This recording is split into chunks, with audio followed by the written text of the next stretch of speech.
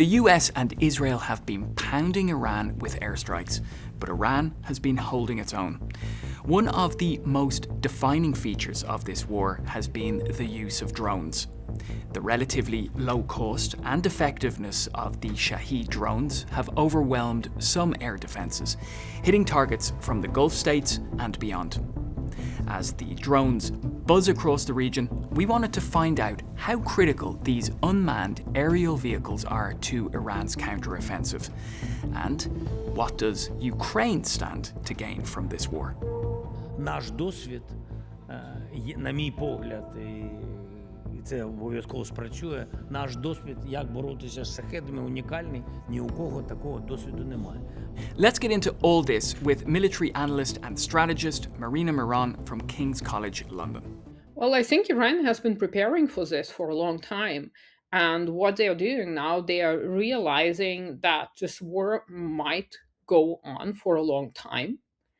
And the drones are very cheap and they help erode the political will. They help in terms of economics as well, the economics of war, because the US and Israel have already spent quite a lot on interceptors. And so for Iran, it's a strategy of attrition, because at this stage, it wouldn't make sense for Iran to use anything, let's say, much more technologically advanced for now. Because from Iranian perspective, they have experienced a 12-day war, and the Iranian position is that it's even if it stops now, this will resume at some point. And for them, it would make sense to lay an end to this once and for all. And that is why they are using the drones, because they're very cost effective. They're much easier to make than interceptor missiles. Let's talk technology now. What types of drones is Iran using?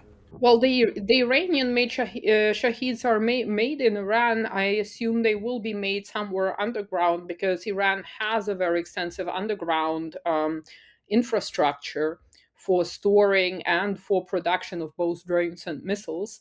In terms of their cost effectiveness, difficult to estimate. I know that the Russian variants can range from $20,000 to $100,000, depending on the devices they're outfitted with, because there are different. The shape is the same, but they have different electronics, such as mesh modems and things like that, and even Starlink. So the price will depend on the electronics. That being said, the ones that Iran is using, it's unlikely that they're using anything of the like. And there is a possibility that, same as in Russia, the Chinese components are also used in these drones. How exactly do these drones work? And how easy is it for Iran to launch them? They are launched from the ground. It's pretty easy to launch them. That is not the main problem.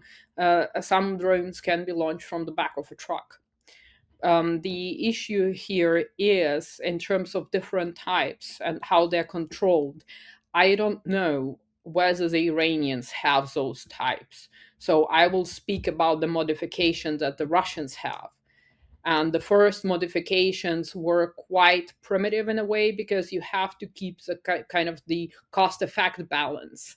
And also with the limitations, same that Iran is facing in terms of technological advancement and microelectronics, it's very difficult to get parts. So some of the parts might exceed the cost of a drone. And we have to also think about the fact that this is a one-way drone. It's a loitering munition.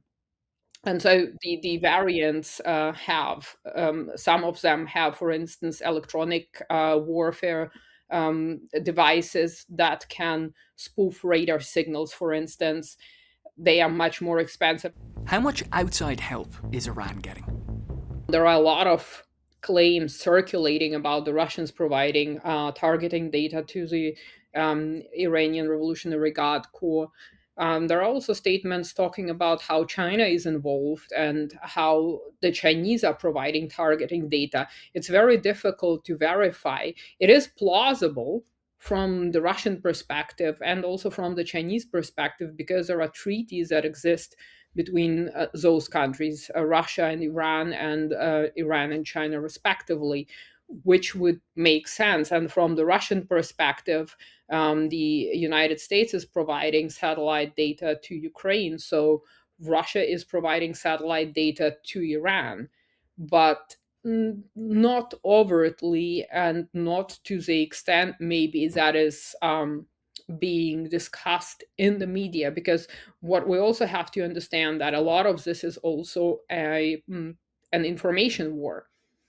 And by saying that Russia is providing Iran with whatever they're providing it with, and certainly a part of that might be true, but this is maybe an attempt also to play on the role of the United States, because Iran is an enemy of the United States. And if Russia is supporting Iran, then this could upset the current relations between the Donald Trump administration and the Kremlin, as we know that the Western media has largely talked about how Donald Trump is favoring Russia when it comes to negotiating. And we have seen Donald Trump's statements swing like a pendulum when it comes to Ukraine. And speaking of the US, I want to take you guys back to the White House last year when Donald Trump berated Ukrainian President Volodymyr Zelensky.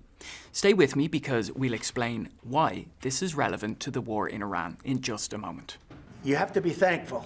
You don't have the cards. Thankful. You're buried there. Your people are dying. I can tell you You're again, running low I on know. soldiers. Don't- Listen, don't, please, you're running Mr. low on President. soldiers. It would be a damn good thing. Mr. And then President. then you tell us, I don't want a ceasefire. I don't want a ceasefire. You got to be more thankful, because let me tell you, you don't have the cards. With us, you have the cards, but without us, you don't have any cards. Well, now Ukraine says it does have a card. It has been offering its expertise to those being targeted by Iranian drones. Україна має найбільший в світі досвід протидії ударним дронам. І без нашого досвіду, регіону Затоки, усьому Близькому Сходу, партнерам в Європі та Америці буде дуже непросто побудувати сильний захист. Ми готові допомагати тим, хто допомагає нам, допомагає Україні. So what countries are actually taking Ukraine up on this offer? I know that Ukraine has been talking to Saudi Arabia in terms of providing its expertise in countering drones, but so far I don't see any evidence that Ukrainian teams would be deployed to Saudi Arabia or to UAE in order to help counteract Iranian Shaheds. And then again, we also have to understand that the means that these countries have are different. And so you have to take into account what they have on the ground, what capabilities they have on the ground, what capabilities need to be added. Then you have to teach personnel. And also, you have to keep in mind that Iran might be also looking at innovating and learning from the Russians. So it's not a simple process of we will give you XYZ technology and this will be effective, because there will be different types, same as in Ukraine. But what does Ukraine gain from all this? I think it's a political move for Ukraine, first of all, because we know how the Arab countries treat Russia and how they have been trying to stay on the margins of this kind of greater geopolitical struggle. And so for Ukraine, it is important to build bilateral relations and maybe secure some contracts, because looking in the long term, when the war in Ukraine ends, Ukrainian economy will need rebuilding. And now Ukraine has all these companies which are specializing in developing UAVs and also other types of unmanned systems, as well as countermeasures. And that's a huge technological leap. And there is talk about how NATO needs to learn from Ukraine, and not necessarily copying those technologies for the reasons that I've already stated, but maybe emulating the experience. And of course, for Ukraine, it will be easier to work with Arab countries because they don't have the same stringent regulations as NATO countries. So, drone technology is moving at a rapid pace, and those who keep up will have an advantage. Knowledge and expertise are valuable resources that are changing modern warfare. What do you think? Post your comments and questions. Thanks for joining us, take care, and I'll see you soon.